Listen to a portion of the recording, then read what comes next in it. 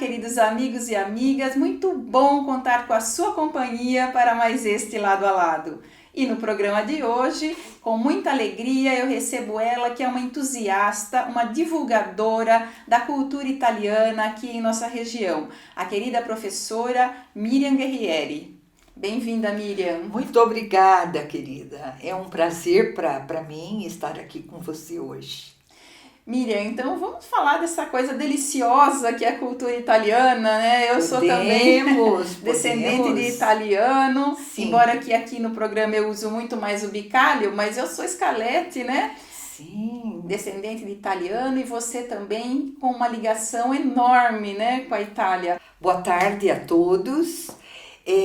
A minha ligação com a Itália é muito grande porque eu descendo de 4 bisavós que vieram cada um de uma parte da Itália. Então, na associação que eu faço parte atualmente, eles brincam comigo. Eles dizem assim: Miriam, você é a mais italiana da nossa associação. Porque um dos meus bisavós veio lá do Friuli, Venezia Giulia, que é uma região bem ao norte da Itália. O outro veio da Emília-Romanha, o outro veio do Lácio, da região dos entornos de Roma, e o outro veio da Sicília, ou seja, Itália de norte a sul. A bota toda. A bota toda. Os Scalete meus são da parte lá de Trento, de cima da bota. Também, bem do norte da Itália, bem né? Do norte. Isso mesmo. Então, você, pelos 4 bisavós, é descendente, então? Sou descendente de italiano. Cada um veio por um motivo da Itália, mas todos 4 vieram na chamada a Grande Imigração, que foi no começo do século XX. Que vinham com o navio pago pelo governo. Com o navio pago pelo governo. Apenas um dos meus descendentes que não vieram nesse estilo, mas todos os outros 3 sim. E eles vinham com a força do braço, né? Vinham para fazer América. Sem vinham dúvida. Para uma vida melhor, né, Miriam? Foi assim com as 4 famílias? Foi exatamente assim. E essa questão do fazer América é realmente um termo que vigorou muito para todos os italianos, que muitos deles que vieram sem nada na Itália, pela força do trabalho, eles conseguiram conquistar um lugar ao sol aqui na Nova Terra. E quais eram os sobrenomes, Miriam? Os sobrenomes, assim, ó. Além do Guerrieri. Além do Guerrieri. Lá do Friuli era Milocco, só que Milocco já está errado, porque na realidade era Milocchi, porque justamente bem na região que na época do Império Austro-Húngaro, 1 hora era da Itália, esta região chamada Gorizia. No outro momento era do Império Austro-Húngaro e outro momento voltava para a Itália. E naquela de vai e vem, muitas coisas foram trocadas. O sobrenome deles não era Milocco. Aqui no Brasil ficou Milocco, mas era Milocchi. Milocchi, depois da Emília-Romanha, Quaini, depois do Lácio, Milione, isso, que é no entorno de Roma, de uma cidadezinha chamada Viterbo, e da Sicília, Guerrieri. O Guerrieri. Isso. E Miriam, você falou aí Viterbo, dessa cidadezinha. Nós tivemos aqui em Salto uma vinícola que produzia um vinho que chamava Viterbo, não tinha? Exatamente. E que ficava na Chácara Roma. Exatamente. Que tem a ver aí com a sua família, eu queria que você contasse. Exatamente. Esta vinícola, Indústria Vinícola Milione, foi criada pelo meu bisavô, pelo meu bisavô. Que era o Que era Zeferino Milione. Isso. Depois, claro, todas as famílias italianas normalmente tinham muitos filhos, né? E quase todos eles trabalharam na Brasital. Daí, o meu avô, Hermenegildo Milione, saiu da Brasital e foi cuidar da chácara e da vinícola. Depois, quando ele casou, ele foi cuidar sozinho, né, e com a família que ele iria constituir, ele foi cuidar da chácara e da vinícola Milione. E mais tarde, eles fizeram, em homenagem ao meu avô, um vinho que se chamava Viterbo. Uma marca que se chamava Viterbo, que era a região de onde meu avô tinha vindo com 3 anos de idade. E Miriam, lá na Chácara Roma, eu tenho informações de que ela virou um ponto de reunião de italianos na época, né? Na minha infância, as reuniões eram mais familiares, mas no tempo da minha mãe, dos meus tios, jovens, a reunião era praticamente da cidade inteira, porque final de semana eles não tinham clubes e lugares onde ir. Então a reunião era lá na vinícola. Então iam os grupos musicais, iam os grupos de jovens, todos para passarem uma tarde, uma manhã de domingo na vinícola. E isso era normal acontecerem aquelas mesas quilométricas que não cabiam dentro de uma casa. Então, que elas eram montadas embaixo das mangueiras.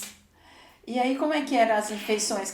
Cada um levava um prato? Não era muito assim, não. Era assim, a nossa família, que era assim, como todas as famílias de Salto, antigas, eram muito acolhedoras, sempre tinham a oferecer um almoço, um lanche e acompanhados sempre do vinho, fabricado na vinícola. Naquela época, o número de imigrantes italianos na cidade era muito grande, acho que era mais de 50%, né? Exatamente.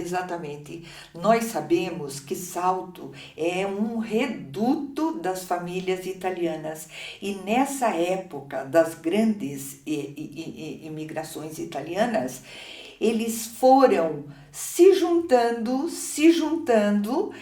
e o número de pessoas de sobrenome italiano aqui em Salto era muito maior do que qualquer outra etnia. E você falou, Miriam, que faz parte de associações, né? São 2 associações de que italianos, eu faço parte, né? isso mesmo. Que é a Sociedade Italiana Giuseppe Verdi e a Emiliano Romagnola Bandeirante. Isso mesmo. Fala pra gente um pouquinho dessas 2 associações, né? O que cada uma faz? Claro. Bom, é incrível falar que numa cidade tão pequena quanto a nossa, quer dizer, tão pequena, não está tão pequena, mas existem 2 associações italianas. A Associação Giuseppe Verdi, ela é centenária. Os meus bisavós ajudaram a construí-la, ajudaram a formá-la. E o bonito desta associação, da parte histórica desta associação, é que nós sabemos que a verdadeira unificação da Itália se deu no Brasil. Por quê? Na Itália, nesta época das grandes imigrações, início do século XIX, comecinho do século XX e finalzinho do XIX, a Itália era uma colcha de retalhos. Não existia Itália unificada. Existiam as regiões que eram completamente separadas por tudo. Pela língua, pelos costumes, pela gastronomia, por tudo. Então, a verdadeira unificação da Itália se deu aqui no Brasil, porque daí era um siciliano que lá na Itália não se ficava bem com um calabrês, aqui ficaram amigos e cada um tinha o seu apelido particular, que nem só na minha família. Tinha o velho Roma, que era o Zeferino Milione, tinha o velho Parma, que era o meu avô Emílio Quaini.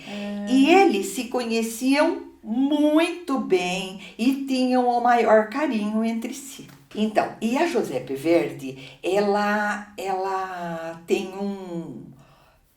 como diz, eu não estou bem lembrada, de 108 anos, de divulgação da cultura italiana. Então, ela se preocupa mais em ter aulas de italiano, missas em italiano, enquanto que a Associação Emiliano-Romagnola é uma associação muito mais recente. Ela foi criada pelo Dr. Amaury Erfelli, quando da época que ele escreveu um livro que se chama Fare l'America, contando a história da família dele. E essa história da família dele, ele foi resgatando através de documentos na polícia, porque era o único fiozinho da meada que ele poderia puxar para saber quem é que tinha vindo da Emília-Romanha, né? E ele começou esta associação. E como não foram muitos da Emília-Romanha, a nossa associação era pequena.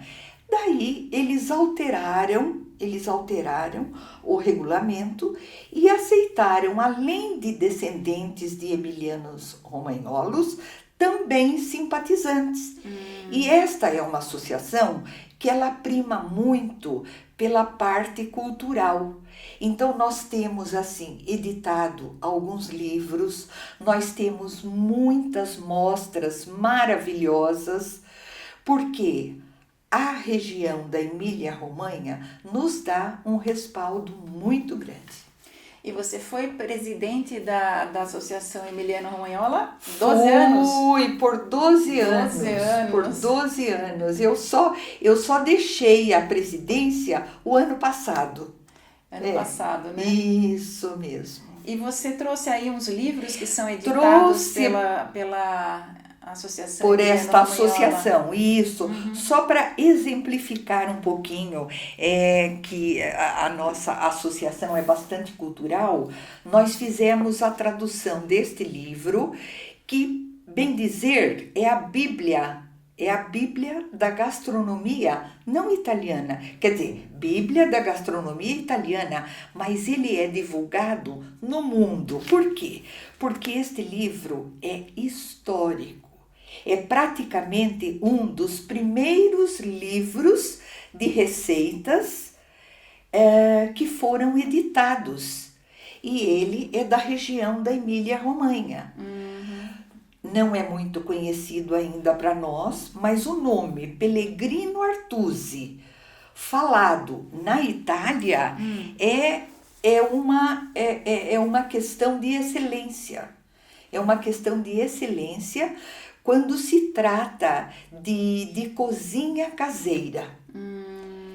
E eu, por acaso, tive a oportunidade de ir fazer um intercâmbio cultural lá na Casa Artusi. Verdade. Ai, que delícia. Que é justamente o centro onde todo mundo, todas as pessoas, os maiores chefes do mundo, vão buscar inspiração, porque este livro é simplesmente de 1891. E esse daqui também foi pela Emiliano-Romagnola? Isso, este daqui eu acho realmente que é, como diz em italiano, il nostro capolavoro, ou seja, nossa obra-prima, Por que que é obra-prima? Mostra Na a minha capa, opinião, mas eu vou mostrar dentro. A capa não tem nada a ver, Mirna. Dentro é que é a essência. Nós, associados, fizemos algumas viagens à Emília-Romanha, tanto como intercâmbio, tanto como para conhecer a região. E nessas idas à Emília-Romanha, tirávamos foto. E aí inventamos de fazer uma mostra.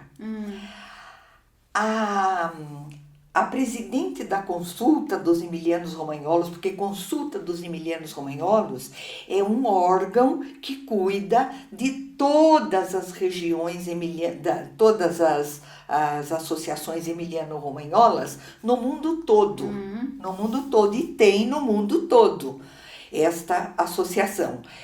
E ela achou tão linda a nossa mostra fotográfica e ela sugeriu para o Dr. Amauri, por que vocês não fazem um livro desta mostra maravilhosa? E o livro saiu belíssimo. E o livro saiu belíssimo por quê? Porque tem fotos e sempre ao lado da foto tem uma ou poesia ou um aforismo. É verdade que é em italiano, mas nada que não custa uma pesquisazinha no Google para traduzir. Né? E se alguém quiser comprar, adquirir esses 2 livros, por exemplo, encontra este onde? Daqui nós não temos à venda porque saiu uma edição limitada. Esse daí tem. Esse daí tem. Encontra onde esse? Encontra, eu tenho a impressão que já está, acho que é na Amazon. Na Amazon. Na Amazon, tá. Bem legal. Porque este livro que você está com ele, Mirna, ele é uma referência gastronômica de toda a faculdade de culinária. Toda a faculdade de gastronomia é um livro referência. Que legal. Pessoal aí que gosta de culinária, né? Sim, culinária e história, né? Ô Miriam, antes da gente falar do seu livro aqui, que a gente já vai falar também, a Sociedade Giuseppe Verdi, que é a outra associação que você faz parte, fez recentemente a festa ítalo-saltense, né? A 24ª. Isso mesmo. Que foi lá na Praça Arquimedes La Molha e foi um sucesso, Foi, né? Realmente um sucesso de público. Eu falo assim que como nós temos no nosso DNA esta origem italiana, é uma festa onde levam a família. Então vai aquelas senhorinhas em cadeira de rodas. Então é muito lindo porque você vê um público diferenciado. As atrações público antigo, muito legais. Isso chama a atenção mesmo dos descendentes aí italianos. Sem dúvida, sem dúvida. E você deu uma assessorada lá para o pessoal da cozinha, né, Miriam? Isso, dei algumas sugestões na parte gastronômica. Olha, faça assim, apresente bem o prato, porque o forte de uma festa italiana é a comida boa, né? Uma pequena orientação.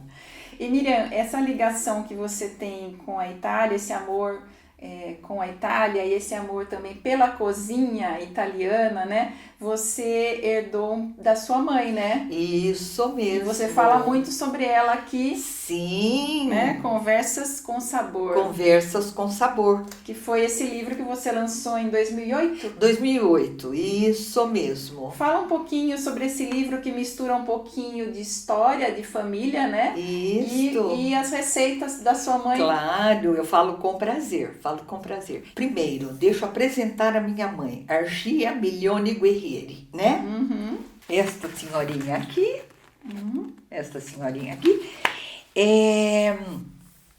ela era uma exímia cozinheira. Desde da mais tenra idade, ela ajudando a minha avó, porque minha avó era sempre muito adoentada, E ela tinha muitos filhos, e a minha mãe, como primeira filha, ela ajudava na cozinha e tal. Depois, a minha mãe sempre foi muito atrevida, sabe? Sabe, Mirna? Ela era uma pessoa assim à frente do seu tempo. E ela, logo depois de casada, ela comprou um hotel. Imaginem vocês, eu tinha, quanto? 2 meses. E o meu irmão, mesmo, 3 anos. E esse primeiro hotel da minha mãe foi lá onde hoje é o Conservatório Municipal. Hotel Saturno. Hotel Saturno. E o meu avô, que é o Hermenegildo Milione, ele punha a mão na cabeça e falava: Argia, que loucura, você vai morar perto do rio com 2 crianças pequenas. E olha, eu só não morri afogada no rio Jundiaí porque não era o meu dia, porque quase, entendeu? E o meu avô não se conformava dessa, como fala, dessa euforia que a minha mãe tinha. E ela não ficou num hotel só. Ela comprou outros 2 em outras ocasiões, apertava um pouquinho as finanças do casal, que meu pai trabalhava num lugar, e ela tocava o hotel. Então, apertava um pouquinho as finanças, eu vou comprar outro hotel. E com essa, ela teve por 3 vezes um hotel. Então ela cuidava da alimentação também dos hóspedes. Cuidava da alimentação, exatamente. Ela entendia de toda parte do hotel, mas o forte dela era a cozinha. E Miriam, sua mãe teve também uma mercearia onde ela vendia uns doces maravilhosos, não é? Sim, é como eu disse para você, ela se metia em tudo. E diz que tinha um doce de resto, é isso? Esse doce de resto, eu escrevi uma historinha nesse livro para falar sobre este doce. E é uma coisa assim muito particular, mas que para nós ficou muito engraçado, porque ela tinha uma ajudante nesta época, assim, que era como uma filha, né? A Alcione era muito chegada da minha mãe. E existia um doce que quando a minha mãe fazia um rocambole, fazia um creminho, sempre tinha a primeira parte, por exemplo, vai cortar um rocambole, a primeira parte é feia, não vai para vitrine. Ia fazer um creminho, o creminho não saía bem, também não vai para vitrine. Então, a minha mãe, criativa como era, pegava todos essas partes dos outros doces que não poderiam ser apresentados na vitrine e bolava um outro doce. E a ajudante dela, a Alcione, falava assim, gritava do comércio onde ela ficava, gritava lá dentro para minha mãe: Dona Argia, tem mais doce de resto? E a coisa ficou muito engraçada, né? Que parecia que era um doce qualquer, mas não, era um doce delicioso, porque aí juntava num pedaço do doce, era um rocambole, no outro pedaço do doce era uma torta, no outro, então, e eles eram unidos por um creme único. Então ficava muito gostoso. É a criatividade da minha mãe. E Miriam, esse livro aqui, que você coloca as receitas dela, conta um tanto da história, ele contou com o apoio da consulta, né? Isso! Emiliano Romagnola. Isso! E ele contou com a consulta porque foi um projeto que tinha a ver com mulheres fortes de famílias italianas, né? Imigrantes que vieram para o Brasil, né? Isso mesmo!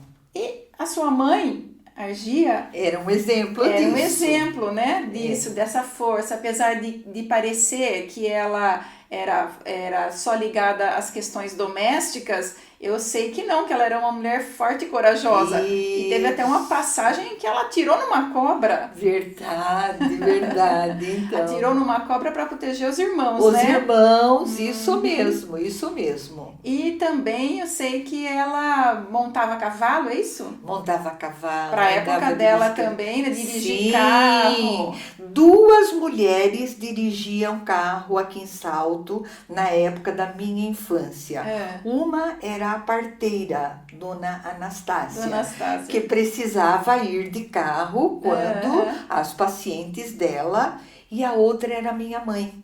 E aí, nós, meu pai tinha um carrinho, né? E a minha mãe nos levava na escola. O meu irmão e eu, nós tínhamos vergonha de ver a minha mãe dirigindo. Vergonha! Vergonha, porque mulher não dirigia carro. A dona Anastácia, sim, porque ela era parteira. Uhum. Mas a minha mãe sempre foi uma, assim, uma precursora de tudo. E essa foi uma das passagens dela, né? Mas ela se metia em tudo. Precisava vir para a cidade para ajudar a avó dela a assar o pão. Ela vinha a cavalo. Muitas vezes vinha de bicicleta. Aí o padre da cidade falava no púlpito, nas missas do domingo, essas moças que andam a cavalo e que andam de bicicleta. A minha mãe ficava muito chateada, porque era bem direcionado o sermão do padre, né? Ainda bem que estamos em outros tempos, né, Bia? Graças a Deus, graças a Deus. Mas isso, mesmo com o padre fazendo sermão, não diminuiu essa euforia da minha mãe de fazer de tudo, experimentar de tudo e se virar com tudo, né? Miriam, Fale. a sua mãe deve ter ensinado muitas especialidades para você na cozinha, né? Sim. Quais são as que você mais gosta de fazer? Como toda boa descendente de italiano, o meu forte são as massas.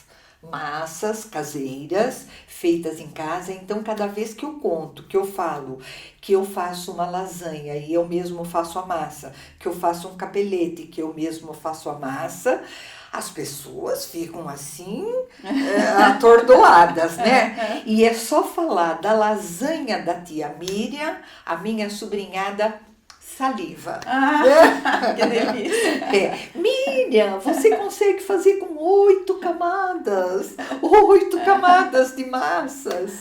E eu soube que você agora está com um projeto de culinária para crianças, né? Isso mesmo. Parece que tem um livro. Isso mesmo, que inclusive vou presenteá-la com um... Ah, eu quero. Que delícia. Olha, gente. Vou presenteá-la. 3, 4 comida no prato. Isso. Ah, que legal, Miriam. E o que a gente vai encontrar aqui para os pequenos cozinharem? É o seguinte, este livro saiu de um projeto. Eu sempre fiz um trabalho voluntário em 2 entidades que cuidam de crianças carentes.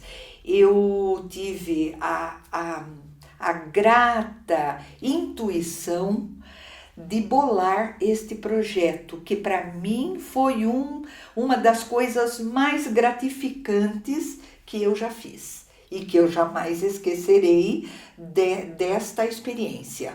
Eu dei aula de culinária infantil nessas 2 entidades e com comida simples, com materiais simples, que justamente para crianças carentes, com o objetivo de tanto a criança a partir de 9 anos ajudar as mães na cozinha, na culinária, tudo, quanto até para eles aprenderem para si mesmos. Muitas vezes, eles aprendendo a fazer uma comidinha, eles podem fazer. A minha maior alegria, o meu maior pagamento foi, em diversas situações, claro, mas uma me marcou. quando no dia seguinte de uma aula específica, a menininha chegou, uma menininha de 10 anos, professora, eu fiz panqueca para minha família inteira. Falou assim, aquilo foi muito gratificante. Então, como eu não tenho disponibilidade nem física e nem de tempo para ir em cada uma das entidades como eu fazia antes, eu resolvi escrever este livro e inclusive eu tenho um canal no YouTube com o mesmo nome do livro, com o mesmo nome do livro. 3, 4 comida no prato, né? Isso mesmo, onde eu ensino a estratégia da receita. Então, por exemplo, no livro, claro, no canal do YouTube também coloco a receitinha descrita no final do vídeo, mas eu demonstro para a criançada o quão fácil é a culinária. E eu pretendo, o meu objetivo é que chegue no maior número de crianças possível, porque eu sei do quanto bem esta culinária vai fazer na vida destas crianças, tanto carentes quanto não carentes. Tô vendo aqui arroz simples, arroz com legumes. Isso, desde arroz, purê de batatas.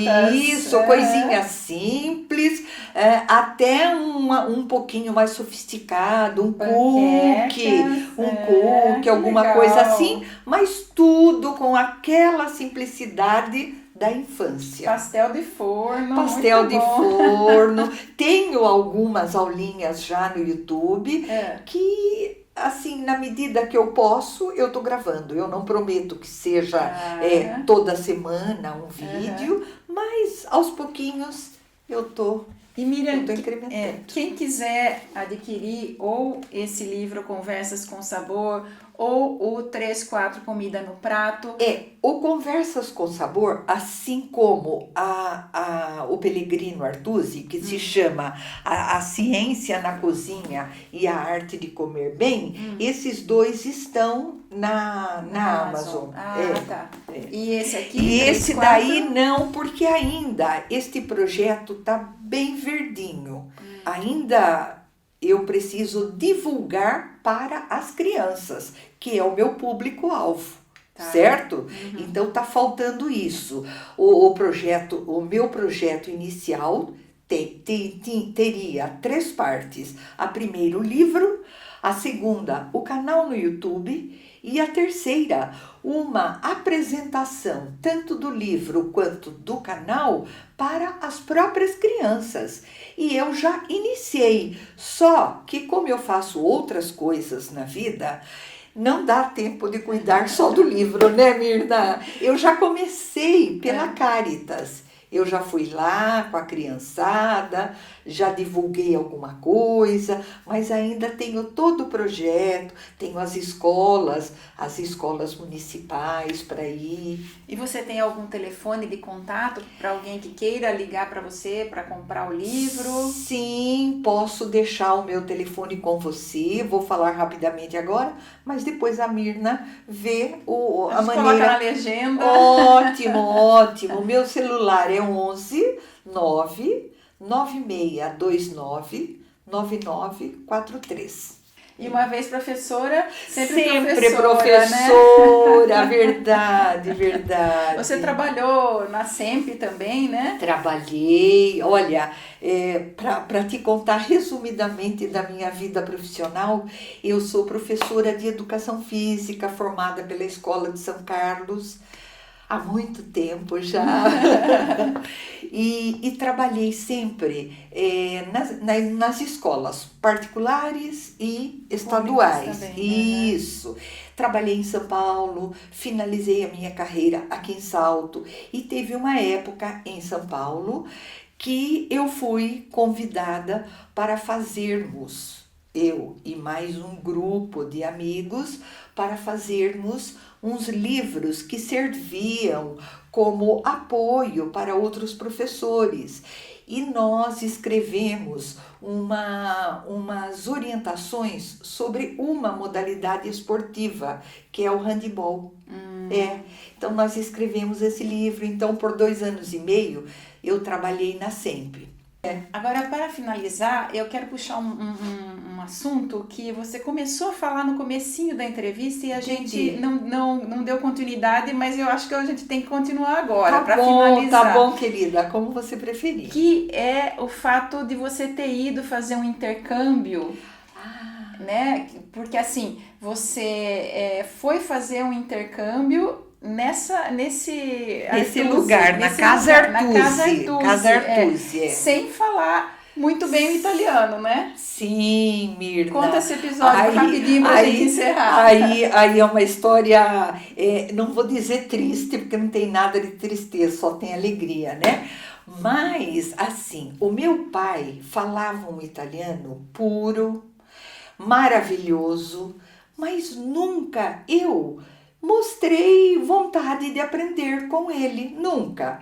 Depois que meu pai faleceu, eu entrei na aula de italiano para aprender o italiano. Mas o entrar na escola de italiano não é um estalar de dedos que você já sai falando, né? E por ocasião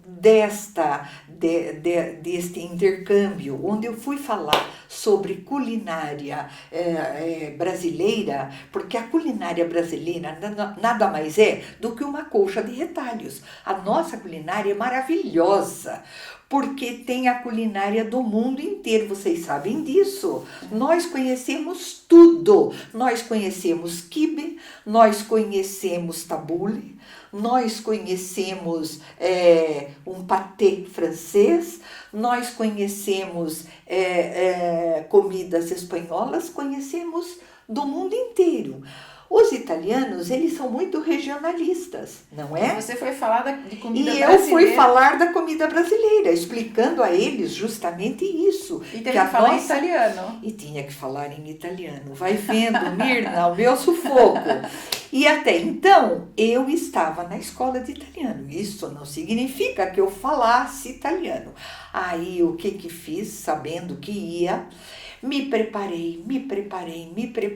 Quando eu finalmente fui para uma cidade chamada Forlimpopoli, que tem nada mais, nada menos do que um castelo, ou melhor, é uma igreja antiga transformada em escola de gastronomia. É o suprassumo da gastronomia, vai vendo. E eu sem saber falar italiano. Ou melhor, sabia. Sem fluência, né? Não tinha fluência nenhuma. Eu fui para dar 3 aulas, vai vendo, num público seleto dentro da Casa Artusi. Aí tinha 2 caminhos, ou eu falava ou eu falava. Então eu comecei me desculpando pelo meu pobre italiano e foi aí que eu aprendi, entendeu? Na raça, pelo medo e pela necessidade, não é? E foi aí que eu aprendi. Ai, Miriam, que conversa gostosa tivemos aqui essa tarde. Muito feliz de você ter vindo aqui pro programa, viu? E parabéns por todo esse trabalho seu aí de divulgar a cultura italiana, né? Muito obrigada, muito obrigada. E a cultura italiana é realmente maravilhosa. Maravilhosa. Temos tutti buona gente. Tutti buona gente. Nós temos que continuar divulgando a cultura italiana, né? Mesmo. Primeiro, por conta dos nossos sobrenomes, não é, Mirna? E segundo, pela grandiosidade da cultura, não é? Obrigada, viu, Miriam? Eu que agradeço pelo convite, Mirna. E obrigada a você que nos acompanhou aqui pelo YouTube. Beijo no seu coração. Se você gosta do Lado a Lado, curta, comente, dê um like e inscreva-se aqui no nosso canal. Beijo, até sexta que vem.